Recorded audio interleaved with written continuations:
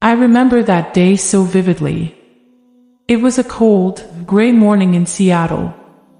The sky hung low, almost suffocating me as I walked through the damp streets, my feet dragging, heart heavy.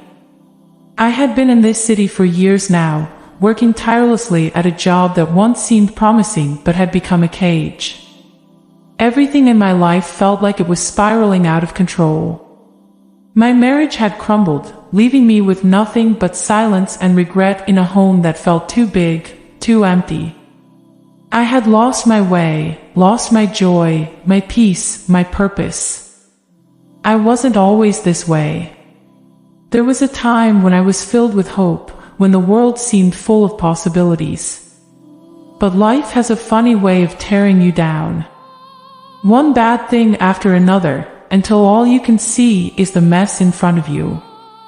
I used to believe in daily blessings, that with a positive mindset, everything would work out. But now, standing on the edge of this emotional cliff, I couldn't feel any of that. Faith, hope, motivation. They felt like foreign concepts, like distant memories I could no longer reach. I was at my breaking point. Each morning was a battle, forcing myself out of bed, moving through the motions. My prayers had stopped months ago. What was the point? I had cried out for help, for guidance, for something, anything, to lift me out of the pit I had fallen into. But the silence in return felt like the final blow. Spiritual growth. That was something for other people, not for someone drowning in grief, in failure. I had been waiting for divine guidance, for an answer, but I heard nothing. One evening, after another long, meaningless day at work, I sat on the edge of my bed and stared out the window. The city lights flickered in the distance, and I felt smaller than ever. A thought, dark and consuming, crept into my mind. What if it never gets better? What if this is all there is? That thought scared me more than anything. I had never felt so hopeless, so devoid of energy, of life itself. I clung to my pillow, trying to find some comfort, but the feeling of despair only grew deeper, sharper. I decided to take a walk to clear my head. There was a park nearby that I often visited when I needed space, a place where I could lose myself in the quiet of nature. The trees were tall, their branches swaying gently in the wind, and I found a bench under one of the older oaks. I sat there for what felt like hours, just breathing, trying to find some inner strength, something to hold on to. But no matter how many times I whispered affirmations, telling myself that things would get better, I didn't believe them.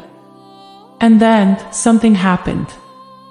I can't explain it fully, but in that quiet, in that moment of total surrender, I felt it, a presence, a calm I hadn't known in years. It wasn't loud or overwhelming.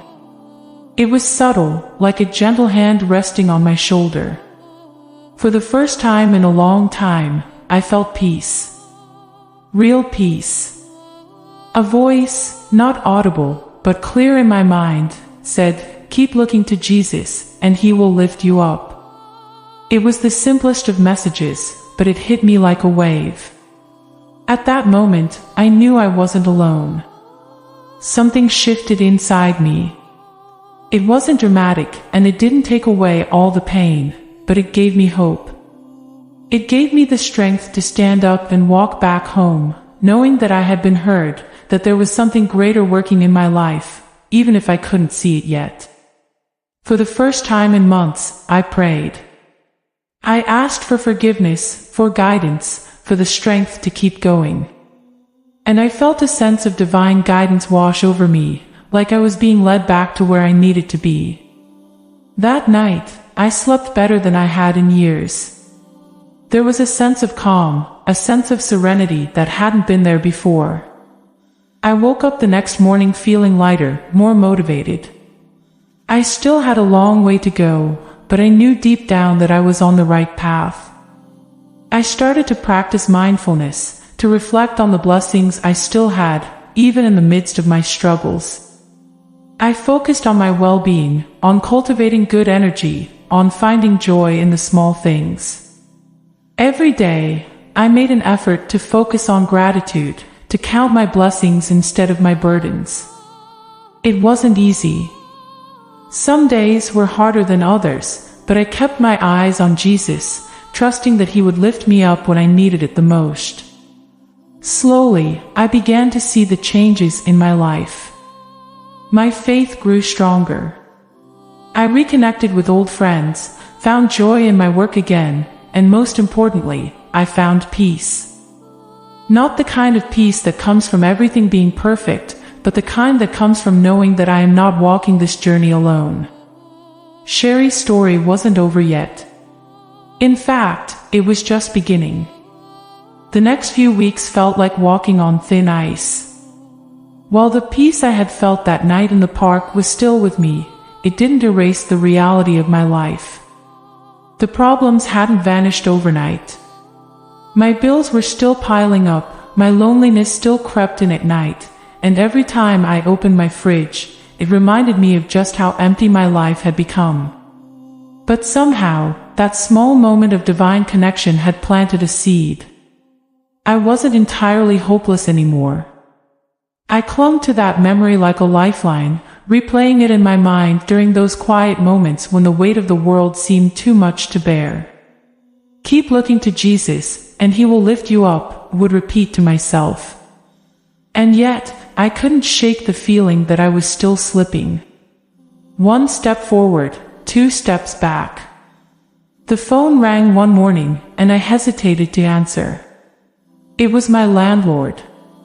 My stomach twisted in knots as I knew what was coming. Late payments, the threat of eviction. I had become a master at dodging these calls, pretending that maybe, just maybe, things would fix themselves. But reality was relentless. With every call I missed, with every letter I left unopened, the weight grew heavier. There was no escaping it. I finally picked up. His voice was calm but firm. "Sherry, this can't go on.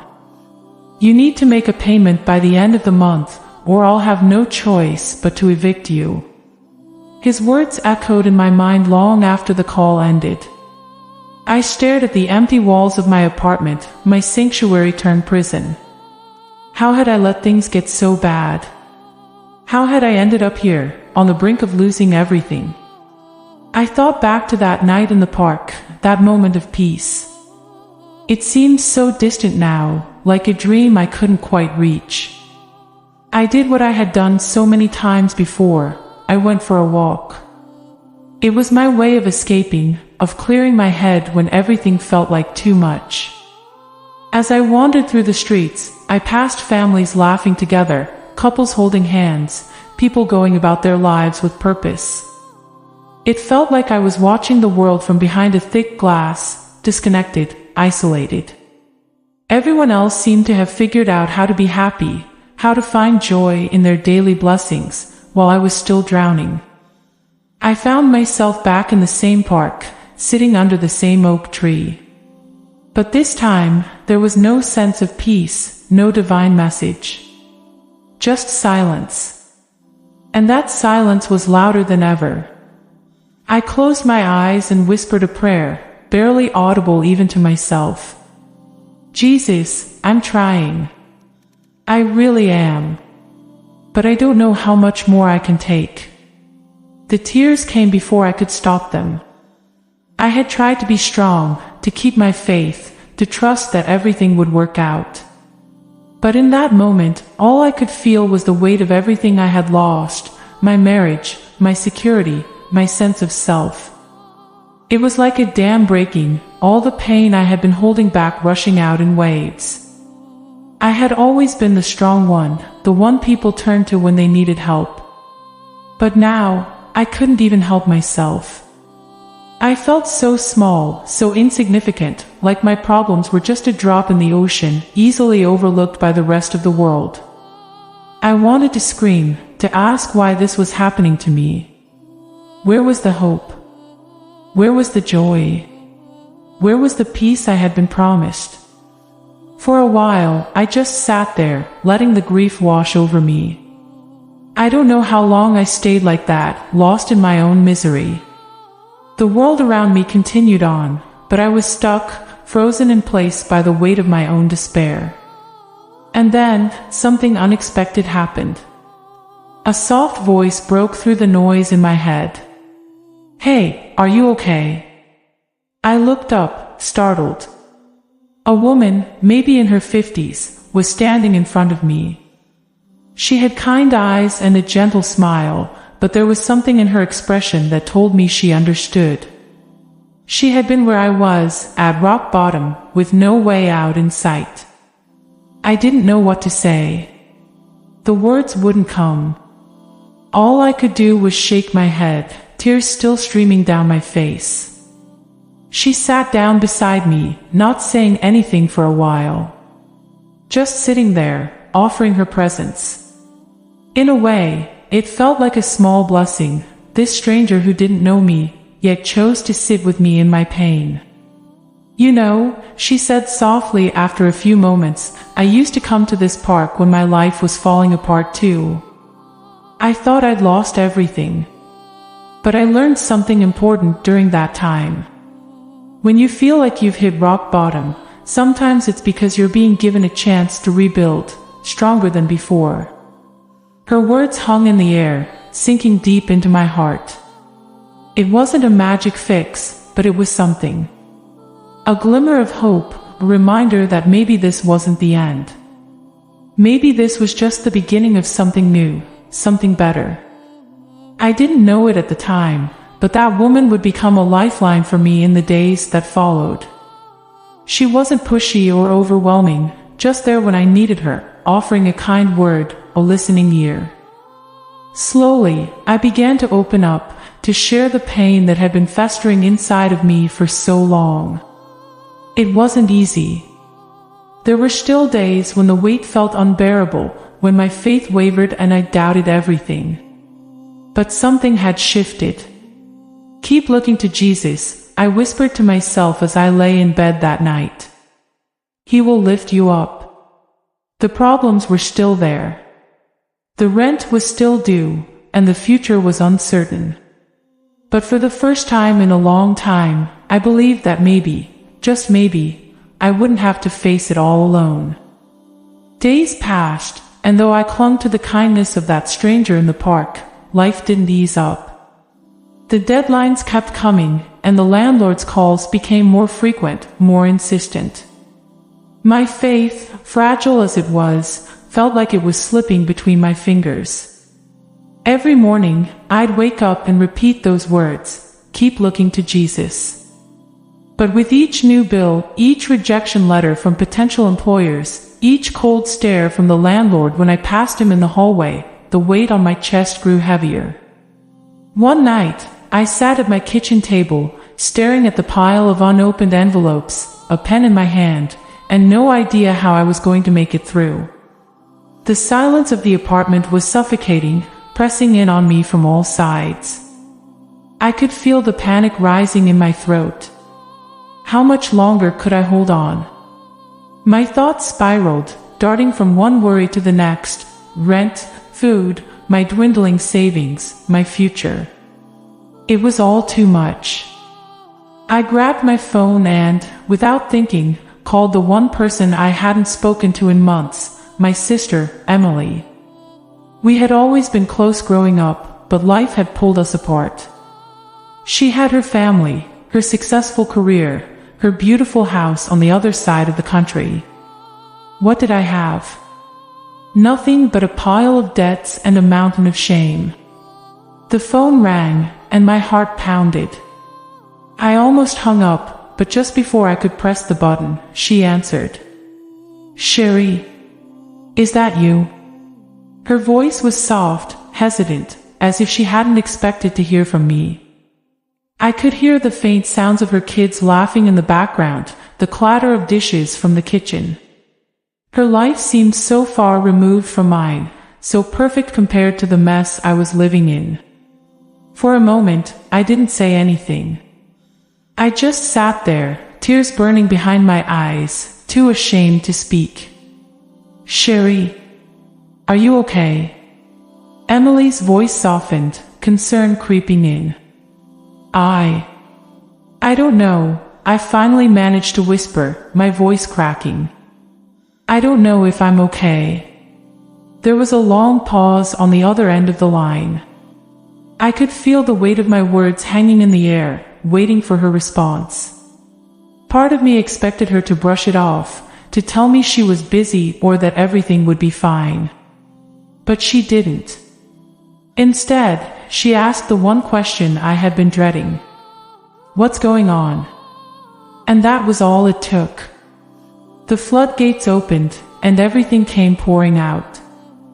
I told her about the eviction threats, the job rejections, the sleepless nights, and the gnawing sense of failure that followed me everywhere I went.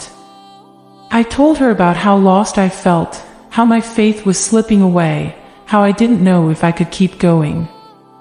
"I've been praying," I said, my voice barely a whisper. "But it feels like no one's listening." There was another long silence, and I could almost hear Emily's thoughts swirling on the other end. She had always been the strong one, the one who had it all figured out. But what could she possibly say to fix this? I wasn't even sure there was a way to fix it. "I don't have all the answers," she finally said, her voice gentle. "But I do know one thing, you don't have to do this alone, Sherry. You don't have to carry all of this by yourself." Her words were like a balm on my wounded heart, and for the first time in months, I felt a small spark of relief. But it was fleeting. As soon as the call ended, reality came crashing back. The bills were still there, the rent still due, and I was still on my own. The next morning, I forced myself out of bed, trying to hold on to the sliver of hope that Emily had offered. But as the day wore on, the hopelessness crept back in. I hadn't found a job, my landlord was threatening to change the locks, and I barely had enough money to get through the next week. By afternoon, I was sitting on the floor of my living room, my back against the wall, staring out the window. It was raining, a steady drizzle that matched the heaviness in my heart. I picked up my phone and scrolled mindlessly through social media, trying to distract myself. That's when I saw it, a post from a friend I hadn't spoken to in years.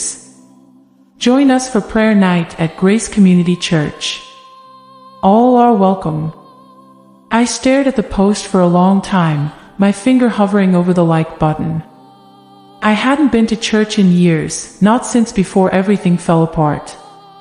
And the thought of walking into a room full of people, all of them staring at me, knowing how far I'd fallen, it was too much. I almost scrolled past it, but something stopped me. Maybe it was desperation.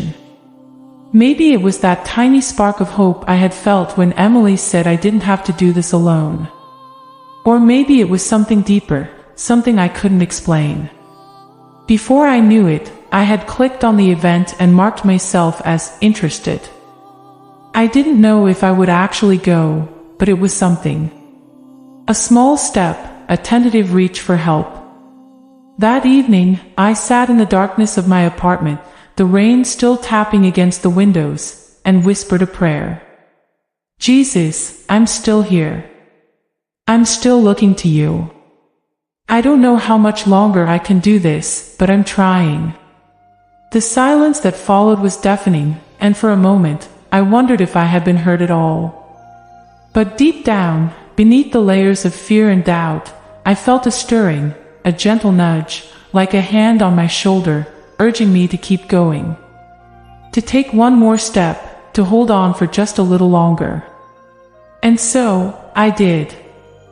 That Sunday night, I stood outside Grace Community Church, rain misting down in the dim light. My heart raced as I stared at the building, frozen by a mixture of fear and shame. I hadn't been inside a church in years, and stepping through those doors felt like exposing every failure, every doubt, every scar I had tried to hide. But something urged me forward, something deep within, maybe that small spark of hope, or maybe it was my desperate cry for help finally being answered.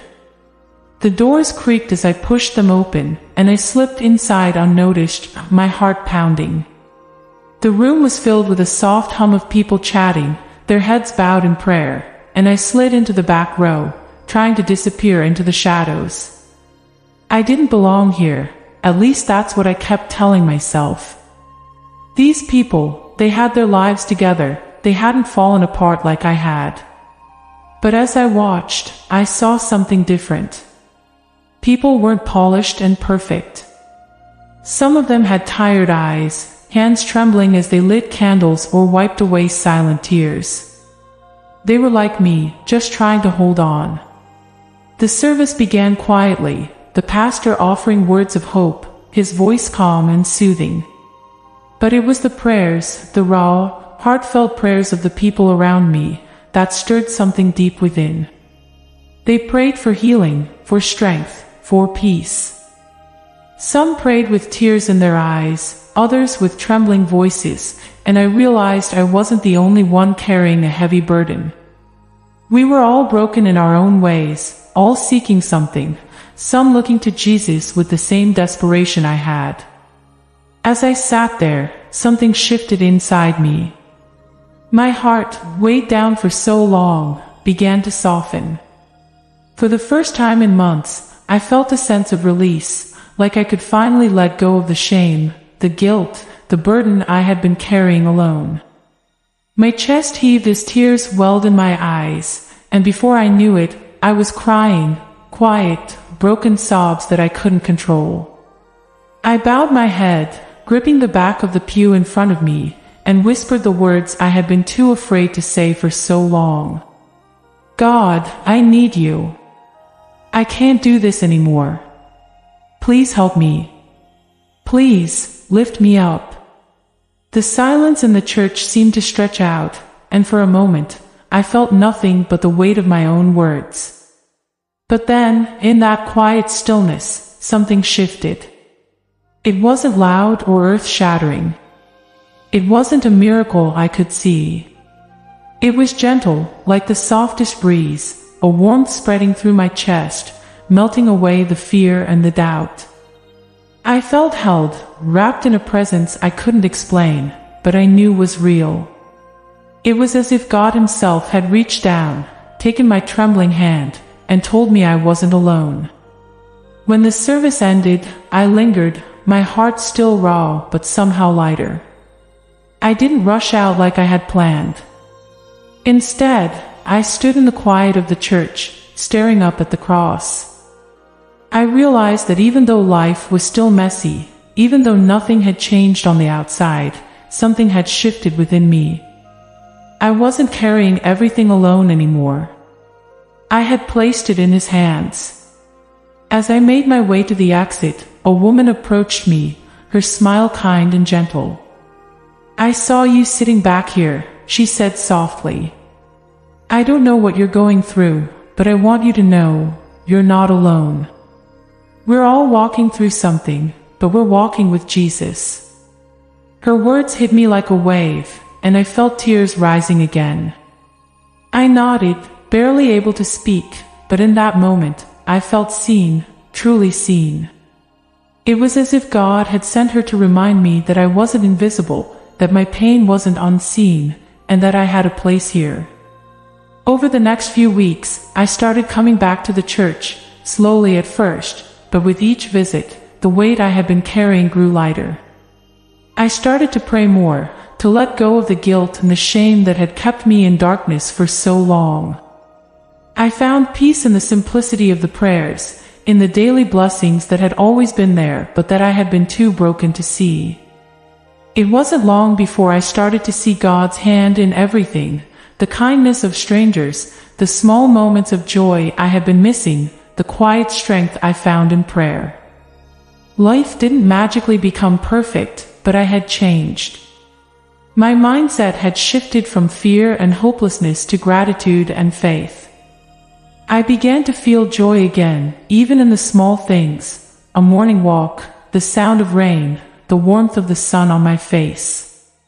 One day, as I walked through the park where I had once sat in despair, I saw the same old man I had met that day. He was sitting on the same bench, feeding the birds. I smiled, and this time, I walked up to him. "You were right," I said, my voice steady, my heart full. I kept looking to Jesus. And he lifted me up. He looked at me with those same kind eyes and nodded. "He always does," he said with a knowing smile. In that moment, I realized something profound. Jesus had been with me the whole time, even in the darkest moments, even when I couldn't feel him. He had never left me. And now, with my faith restored, with hope renewed, I knew I would never walk alone again. I walked away from that park with my head held high, no longer weighed down by the burdens of the past. My journey wasn't over, but I was no longer afraid. I had found peace, joy, and a deeper faith that would carry me through whatever came next. And for the first time in a long time, I felt truly, deeply happy. Share your thoughts and experiences in the comments below. We'd love to hear from you. Don't forget to subscribe to our channel, Shrine of Lightness, and turn on notifications to keep receiving inspiring stories of faith. Together, let's open our hearts to the divine and witness the restoration comes from trusting in God.